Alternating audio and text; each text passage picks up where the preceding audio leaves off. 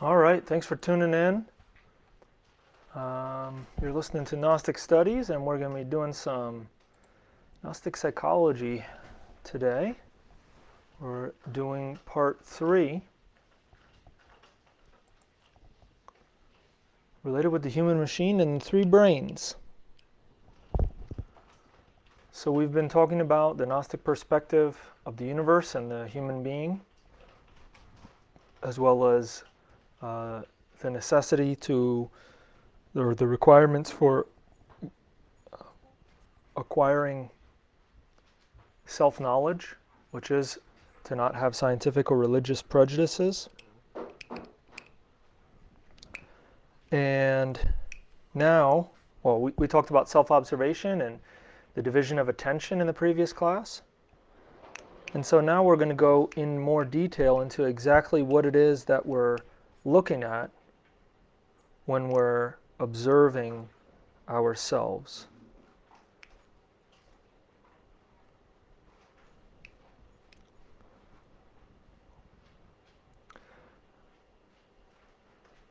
So we're going to be self-observing our 3 brains, which are intellect, emotions, motor, instinctive, sexual center. Counts as one brain, although it's 3 different centers. So let's jump into today's material. As we've said, the purpose of Gnosis and Gnostic psychology is to transform ourselves. To do this, we must first recognize what we are, and then we can begin to change.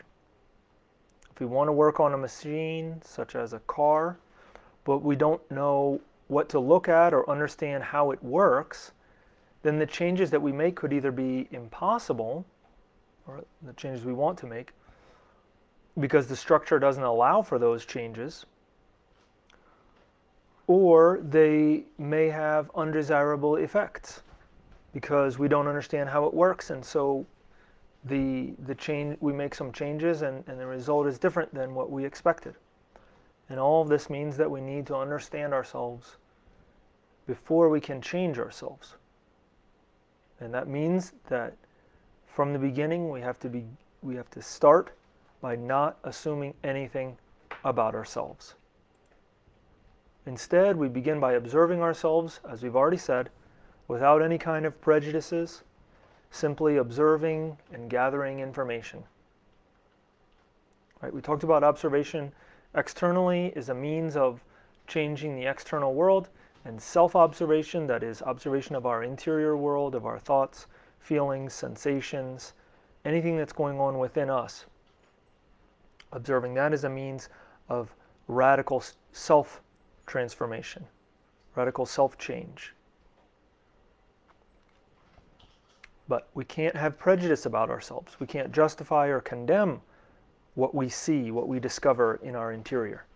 We need to just gather the data. And that way we can discover what we truly are, how we really work. Self-observation requires that we look inside, into our interior world, to see what we're thinking, feeling, or sensing at a given moment. Because of our current mentality, this can be difficult at first for 2 reasons. We're taught that we are our thoughts, feelings, and sensations, versus I have a thought. So we thought that it's I thought this versus there's a thought in my intellectual center, without taking ownership of that thought. Because first we want to observe it and see, well, where did that thought come from? Very often we have some mechanical reactions from impressions, from things we see. Somebody tells us, don't do that, or this is good, or that's bad, and as a result we have some kind of reaction internally. It's not objective yet. It's just sort of like bouncing, like a ball bouncing around.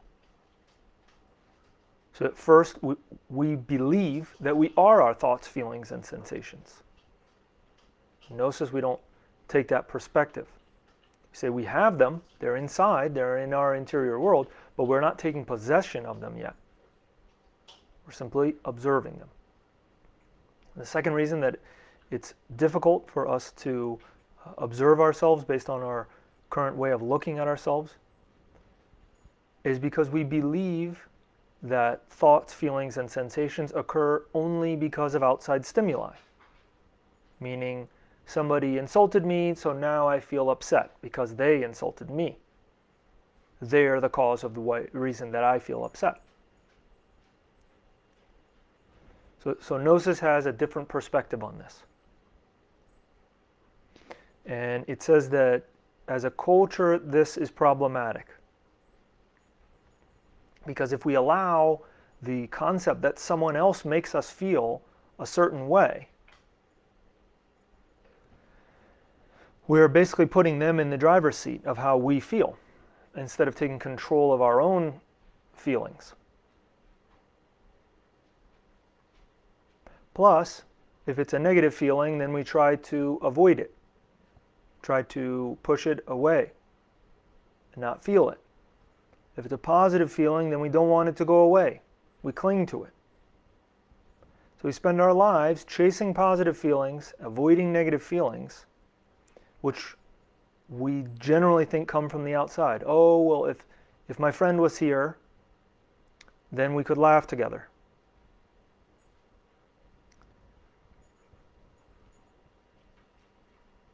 One of the fundamental principles of Gnostic psychology is that our thoughts, feelings, and sensations come from ourselves, come from our interior world. Outside stimuli, or external events, they only activate or shed light upon thoughts, feelings, and sensations we already have inside. When someone else supposedly makes me feel bad, what actually has happened is that they've brought attention to something that I'm uncomfortable with inside of myself. So it doesn't mean we just disregard it. Clearly, it's something we need to investigate. As an example, if someone says that I'm weak, and that makes me feel bad, then something in me considers that that I could in fact be weak, and that weakness in the particular area that they referenced is a bad thing. So, if I am weak, then why would that offend me? If it's true, then it's true.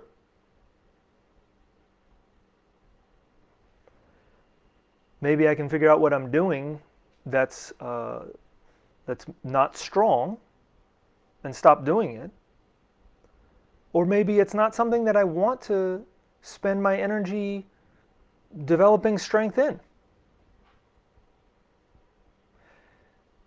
But if it's not true, if they call me weak and I don't think it's true, then why would it offend me? These are the questions that we need to ask ourselves in order to discover how we really work. We have many mistaken concepts about the world around us and about ourselves. We need to question everything, including the information that you receive here through the Gnostic teachings. Because we need to, each and every one of us need to discover the truth for ourselves and not believe, not accept or reject what someone else is saying, or what we read in a book, or what we heard on a video, etc. But something that we've experienced for ourselves and we know for ourselves is true, regardless of what anyone else says. Even if the whole world tells us that it's not true, we know that it's true because we experienced it for ourselves. It's not a belief anymore. This is the purpose of Gnosis, to get to that degree of experience, experiential knowledge. Right now, according to Gnostic psychology, the intellectual humanoid, the so-called human being, is a mixture of three things: ego, essence, and personality.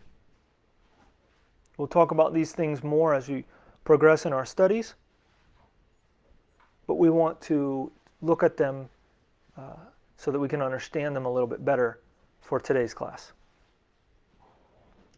What happens is that these three things, ego, essence, and personality, work directly with what's called the organic machine. The organic machine we could call our physical body. But it's not exactly the same thing as just the physical organism.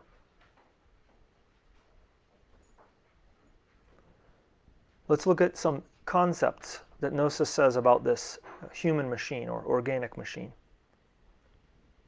The human being's physical organism is a machine. It's or also called a factory because it transforms energies of one type into another. It can transform matter into energy. Right? That's what happens when we eat food. We eat food and that converts into energy. When we breathe air, we breathe and then our human machine, our organism, can extract energy or transform energy from the air, and now we have more energy from breathing. Breathing and digestion give us energy. They're examples of the mechanism of the human machine or human factory. It's also called the organic machine.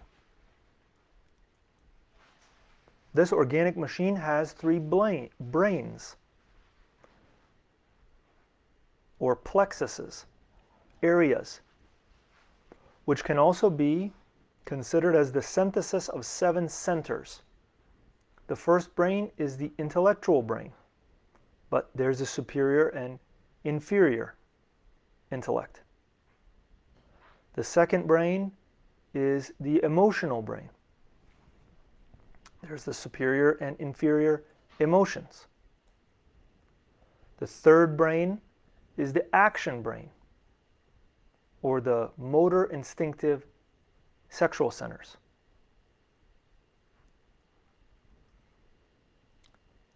The human being is born predisposed to excelling in one of these three brains. We're born either an action person, emotional person, or an intellectual type of person.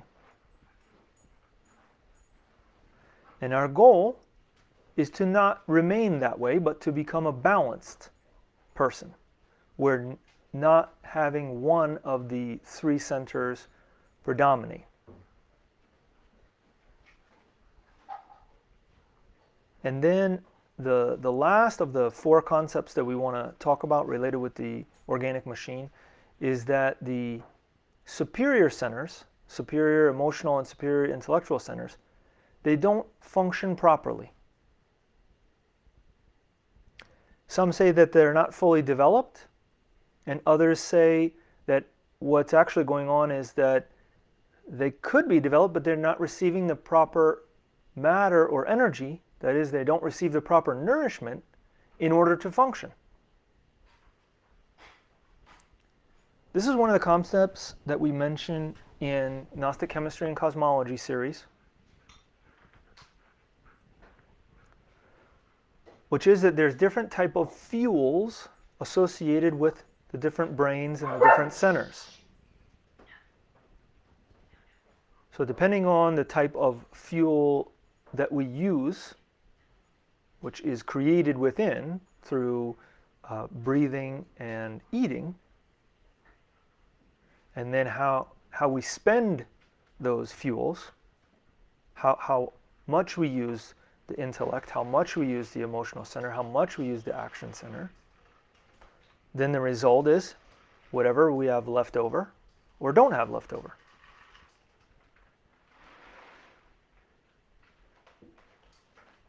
And that, we'll see, is related to how long our physical organism, our human machine, lasts. That is, how long our lifespan is. So if we spend all of that energy, then at some point, the machine doesn't have the fuel left to function. And this idea is consistent with the Eastern teachings on medicine, Eastern medicine, both Chinese and Indian medicine, maybe other cultures as well. So we just wanted to present these concepts to you as an introduction to the human machine, that our organic machine is an organism. Our physical body itself transforms energies, transforms matter or energy from one type into another. We have 3 brains: intellect, emotions, and action, which are another way of thinking about the 7 centers. That we're born predisposed to excelling in one of these 3 brains. That is, to having a predominance in that particular area. And that in general we don't activate, for one reason or another, our superior emotional and superior intellectual centers.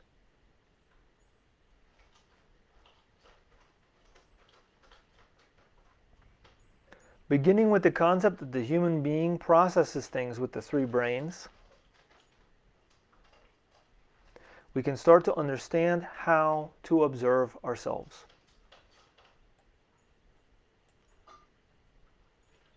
So we're processing things either intellectually, emotionally, or through the action brain.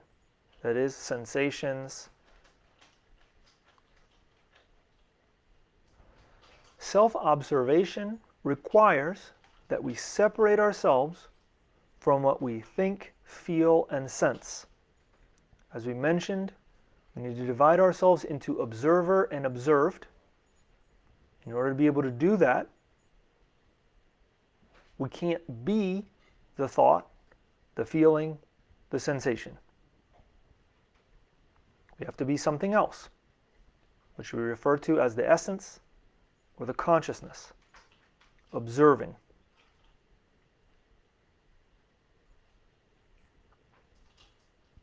We become the observer, and our thoughts, feelings, and sensations, etc., are the observed. This is very similar to Buddhist concept of mindfulness, that is, being aware of our psychological state.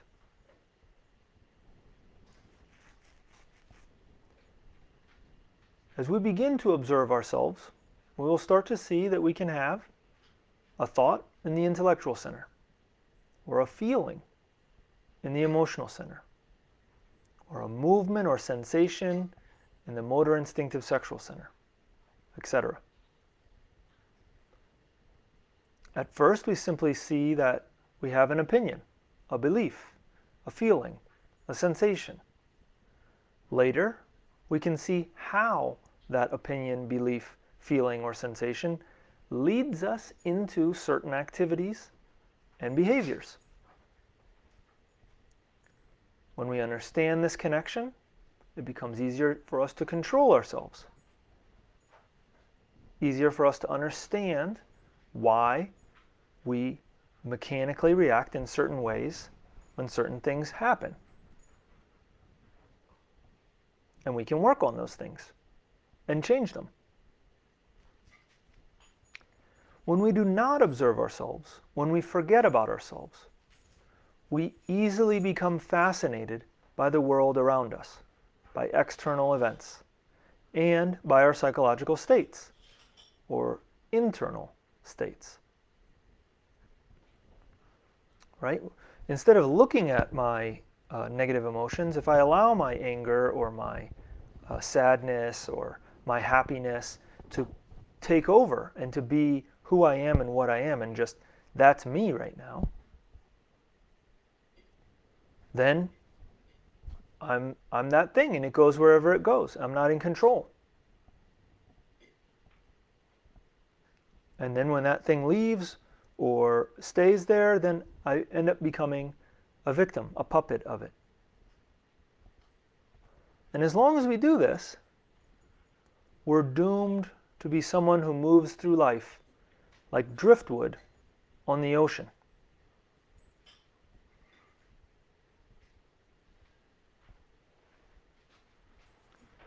With right methods and right efforts, the human being can acquire control of the consciousness and can become conscious of themselves with all that it implies.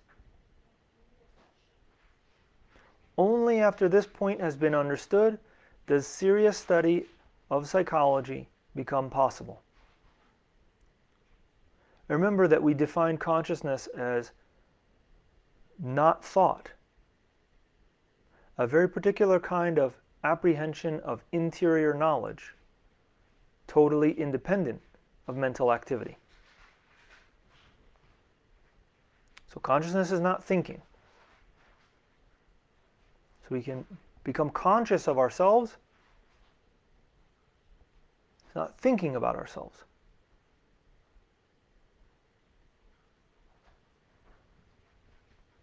This study of psychology must begin with the investigation of obstacles to awakening consciousness in ourselves.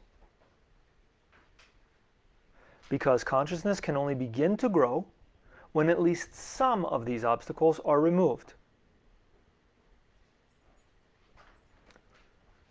The greatest of these obstacles is our ignorance of ourselves and our wrong conviction that we know ourselves, at least to a certain extent, and can be sure of ourselves, when in reality we do not know ourselves at all and cannot be sure of ourselves even in the smallest things.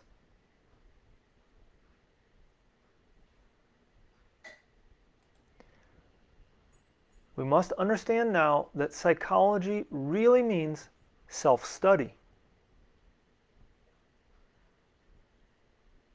One cannot study psychology as one can astronomy. That is, it cannot be studied apart from oneself.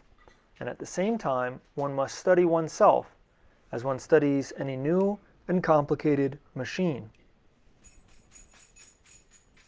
One must know the parts of this machine, its chief functions, the conditions of right work, the causes of wrong work, and many other things which are difficult to describe without using a special language, which is also necessary to know in order to be able to study the machine.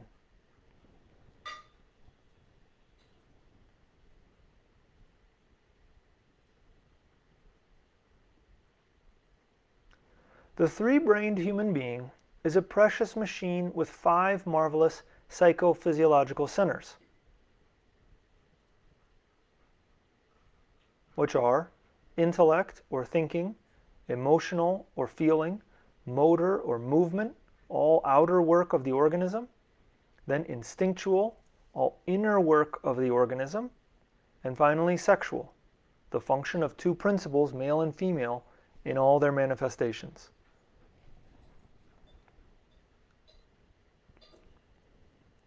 Each of these centers performs a specific function, which must first be understood in all their potential manifestations, and later they must be observed in oneself.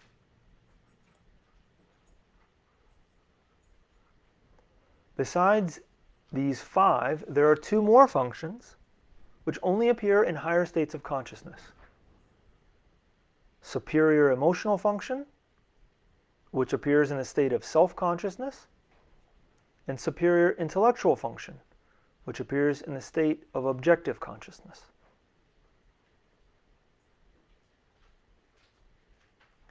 Since we're not normally in these states of consciousness, we cannot study these functions or experiment with them. And until then, we can only learn about them indirectly from those who have attained or experienced them. Which means self-study must begin with the study of the 5 functions in order to understand them. Such self-observation, that is, observation on a right basis, with a preliminary understanding of the states of consciousness and of different functions, constitutes the basis of self-study. And this is the beginning of psychology. So we covered the 4 states of consciousness in the first class, and we went back over them in the second class. Now we're introducing another concept related with the 3 brains and the 5 centers, which can also be considered 7 centers, since we have superior and inferior emotional centers, but we don't normally activate them. And we want to understand what happens. That is, as we're observing ourselves, we want to be able to determine, was that a thought or was that a feeling? We have to have an internal distinction between an emotion and a sensation, between a thought and a sensation. And that's a process that occurs through self-observation, interior work. It can't occur any other way. Just the same way that we learned about heat and cold by feeling it for ourselves, by sensing it for ourselves, maybe we should say. So let's look at the first 2 centers and define how they function. First, the intellectual or thinking function. All mental processes are included here. Realization of an impression, formation of representations and of concepts, reasoning, comparison, affirmation and negation, formation of words, faculty of speech, imagination, and so on. The second function is feeling or emotions. Joy, sorrow, fear, astonishment, and so on. Even if you are sure that it is clear to you how and in what way emotions differ from thoughts, we should advise you to verify all your views in regards to this. We mix thought and feelings in our ordinary thinking and speaking. But for the beginning of self-study, it is necessary to know clearly which is which.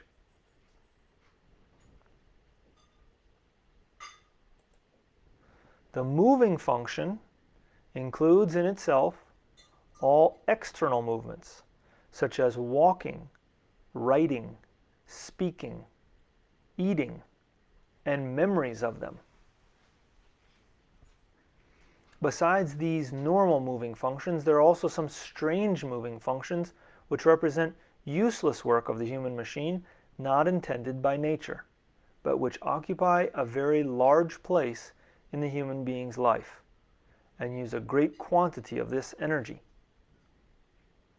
These are formation of dreams, mechanical imagination or fantasy, daydreaming, talking with oneself, all talking for talking's sake, and generally all uncontrolled and uncontrollable manifestations.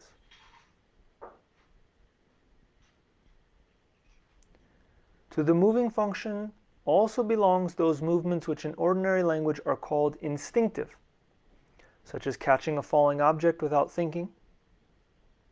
In Gnostic psychology, these are referred to as external reflexes to avoid confusion.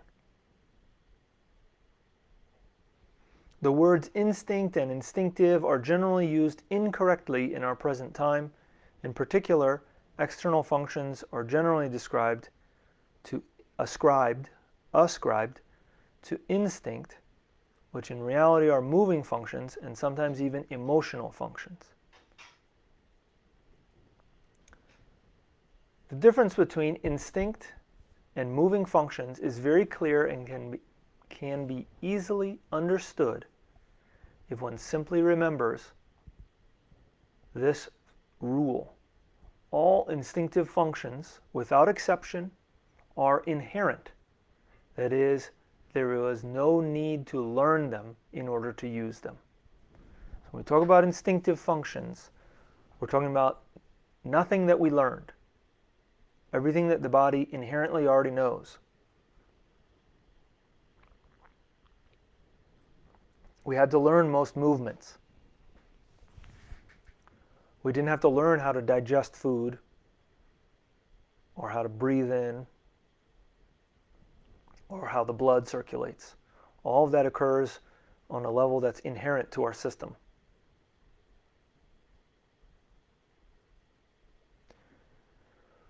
So none of the moving functions are inherent. One has to learn them as a child learns to walk, or as one learns to write or draw. The instinctive function in the human being includes in itself 4 different classes of functions. First, all the inner work of the organism, all physiology, so to speak, digestion, assimilation of food, breathing, circulation of the blood, all the work of inner organs, the building of new cells, the elimination of worked out materials, the work of glands, of internal secretion, and so on. Second, the so-called 5 senses: sight, hearing, smell, taste, and touch. And all other senses, such as the sense of weight, of temperature, of dryness, or of moisture, and so on. That is, all indifferent sensations, which by themselves are neither pleasant nor unpleasant. Third, all physical sensations, which are either pleasant or unpleasant. All kinds of pain or unpleasant sensations, such as unpleasant taste or unpleasant smell. And all kinds of physical pleasure, such as pleasant taste, pleasant smell, and so on. And fourth, all inner reflexes, even the most complicated, such as laughter, sneezing, and yawning. All kinds of physical memories, such as memory of taste, memory of smell, memory of pain, which are in reality inner reflexes. So as you can see here, one of the themes that's going on is that there is a memory in each one of the centers. The center itself has a memory.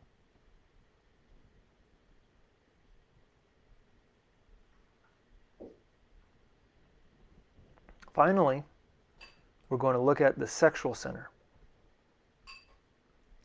Self-study must begin with the study of the 4 functions: thinking, feeling, movement, and instinct. The 5th function, sex, can only be studied much later. That is, when these first 4 functions are already sufficiently understood. Contrary to some modern theories, the sex function is really posterior. That is, it appears later in life, when the first 4 functions are already fully manifested and is conditioned by them. Therefore, the study of the sex function can be useful only when the first 4 functions are fully known in all their manifestations. At the same time, it must be understood that any serious irregularity or abnormality in the sex function makes self-development and even self-study impossible.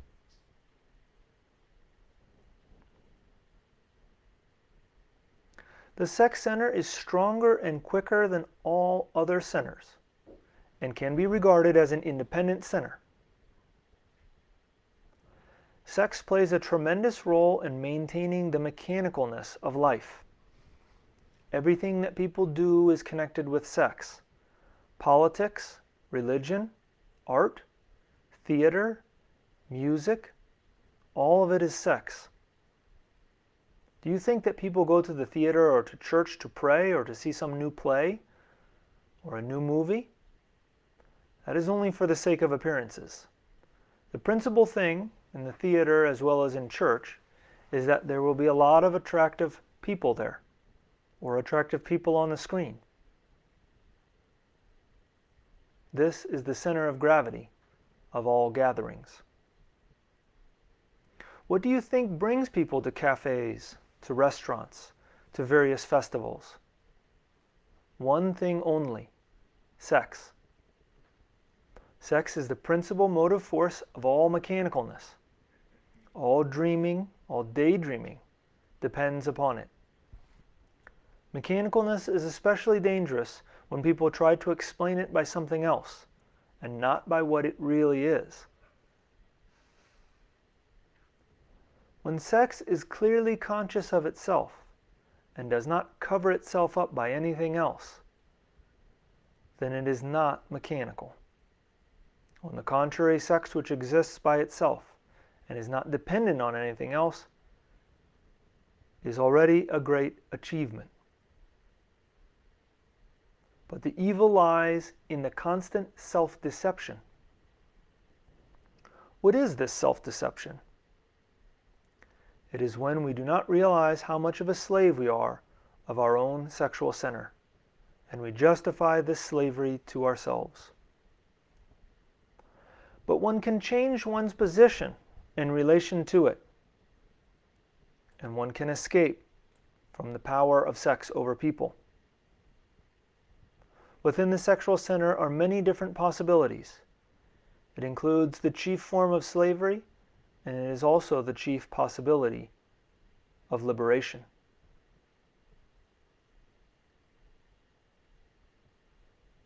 That's from Ouspensky's two books, Psychology of Man's Possible Evolution and In Search of the Miraculous. It's very important to remember that in observing different functions of the centers, it is useful to observe at the same time their relation to the different states of consciousness.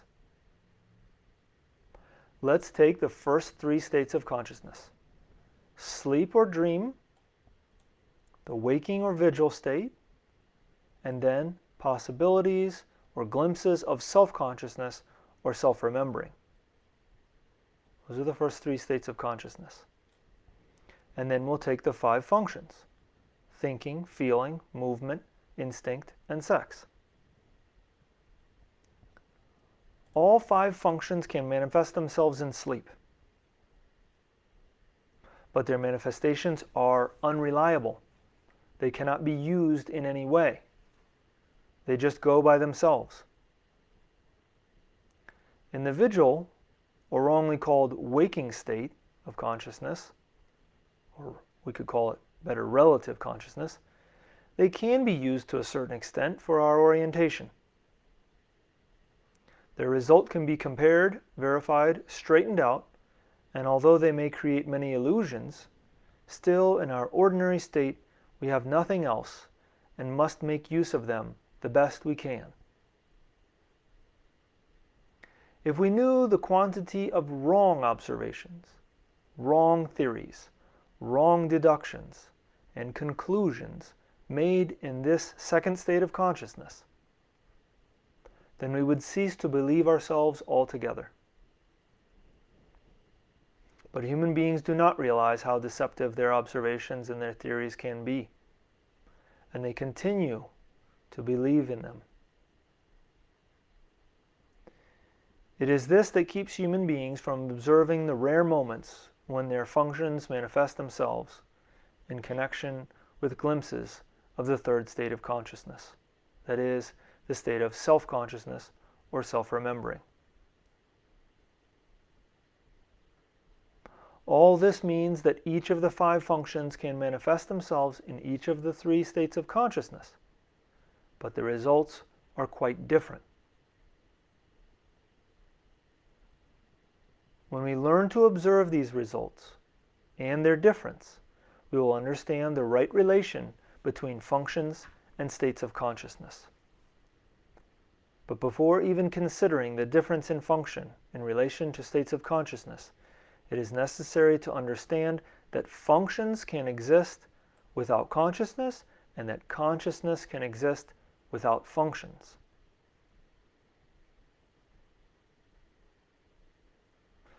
The consciousness can exist without thinking, feeling, movement, instinct, and sex.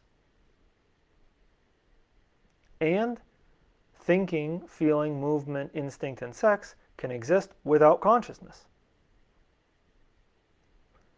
Have you ever left the house and got in the car or got to the public transit and said, wait a minute, did I lock the door?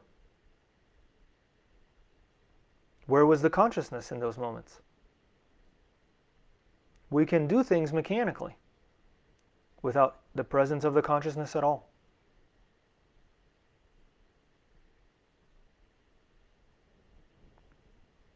As we've been saying, the human machine has 3 brains: intellect, emotional, and action.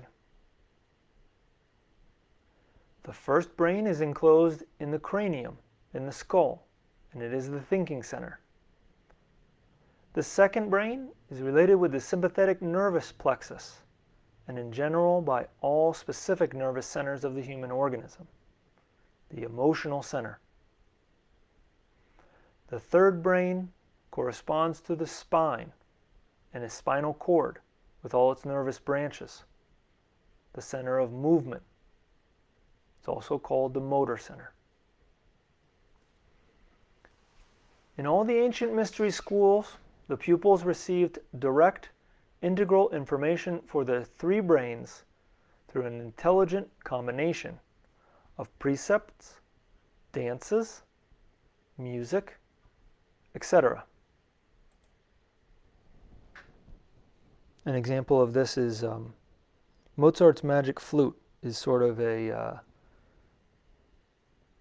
even though it's not from ancient times, it has very good song, movement, and story.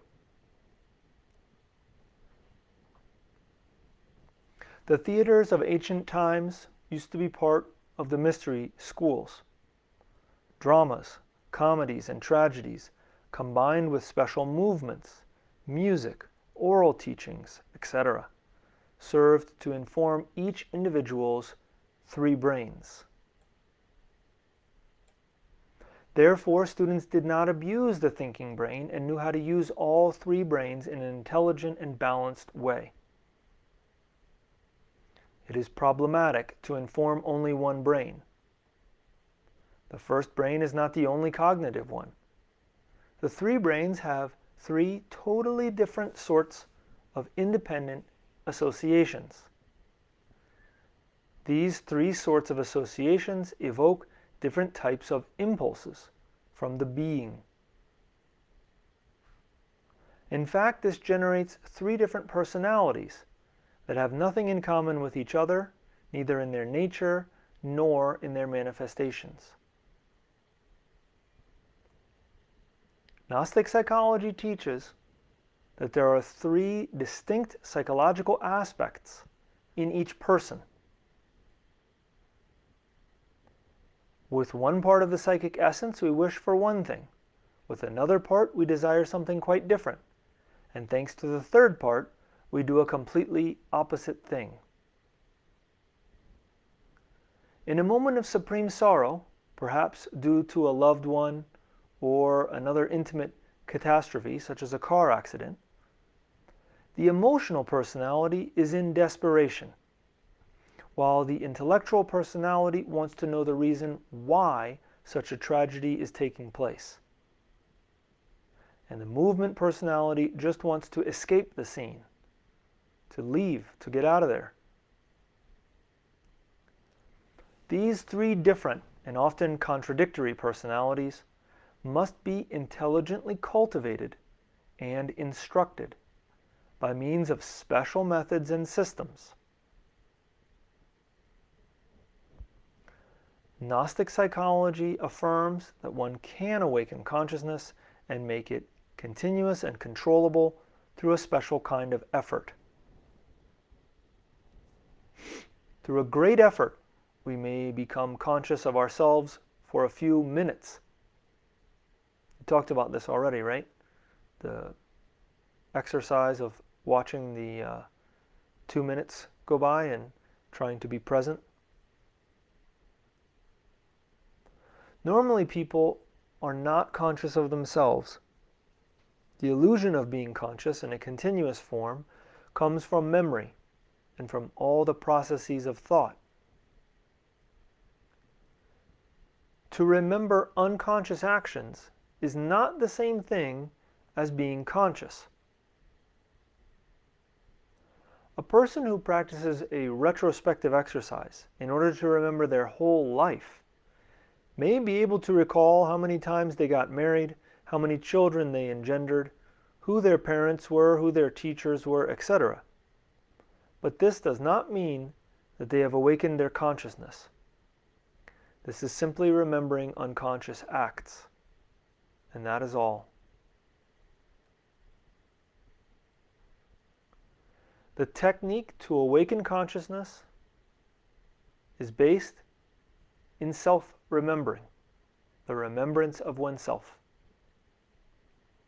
Every human being is fascinated by different things.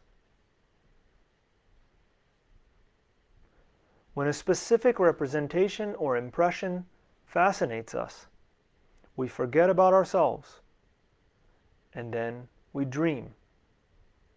And this is why it is said that we sleep, psychologically speaking. The power of fascination is this: one forgets about oneself and then one dreams. And dreaming, one does absurd things. Then afterwards, problems arise. It is necessary for the Gnostic student not to let themselves become fascinated by anything. In the presence of any kind of interesting representation, one must remember oneself and ask oneself the following questions. Where am I? What am I doing here? Could I be out of my physical body? And thus one will awaken in the internal worlds. We talked about this before in the previous class, and the need to move into the third state of consciousness, so we want to re-emphasize it here. So we presented the information about the three brains so that we can begin not just to observe our interior world, but the different aspects of our interior world, which right now we're dividing into three brains: intellect, emotion, and action. Action can be movement, can be sensation. We want to look at all those things and see them as something separate from ourselves, as information we're receiving from the organism, from the human machine. We don't know if it's good data, we don't know if it's bad data, but we're taking it just as data. If I observe there's a thought in my mind, it's different from saying, oh, I think we should do this. But I observe that there's a thought there. And I see it not as my thought, but just as a thought that is in my intellectual center. If you're interested in studying more, we invite you to read the supplemental information, which is just 2 more paragraphs, 2 more sections here. We're not going to read it with you right now. We're going to end here, and we're going to open it up to questions and comments if you guys have any.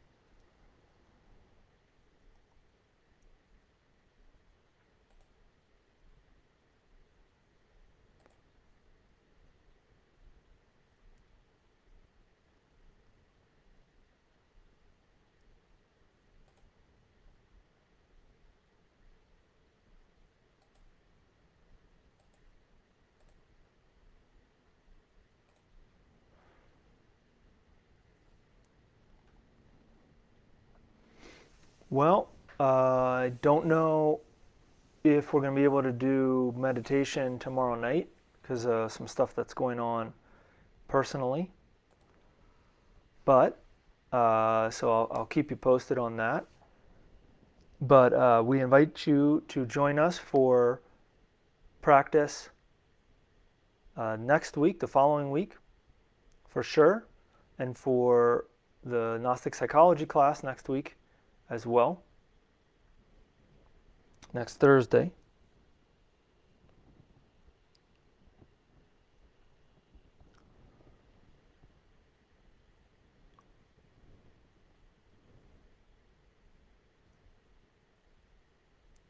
Doesn't look like there's any questions at this time, so we'll maybe stop there and say thank you guys very much for those of you who've been here with us the whole time. We really appreciate it. Really appreciate your attention. We hope that this has benefited you, that it's useful. It seems slow, like we're going through it step by step, but really there's a lot of information. And if we study it in this way, it can be very useful for understanding the work on ourselves, which is what we want to do. We want to understand it so that then we can apply it more easily.